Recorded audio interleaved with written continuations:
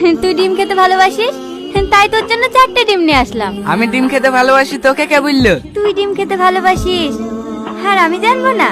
তোদের গ্রামটা আগের থেকে অনেক চেঞ্জ হয়ে গেছে। তোদের বাড়িতে বেড়াতে এসে যে মাঠে ফুটবল খেলতে যেতাম না, সেখানে দেখলাম অনেক বাড়ি ঘর হয়ে গেছে।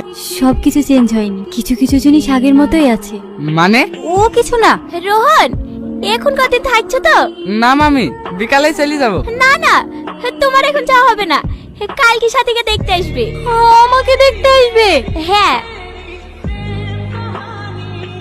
দেখিছো, বীর কথা শুনে মনে হয় লজ্জা পেয়েছে। তোমার মাকে ফোন করে বলে দাও কালকে যেন সকাল সকাল চলে আসে। ঠিক আছে মামি।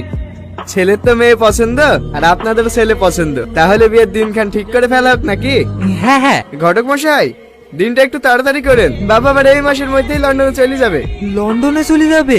হ্যাঁ, বৌমাকেও সঙ্গে করে নিয়ে যাবে। হো, তাহলে ঠিক আছে। 2 দিন পর একটা ভালো দিন আছে। 2 দিন? কেন ভাই সাহেব, কোনো অসুবিধা আছে নাকি?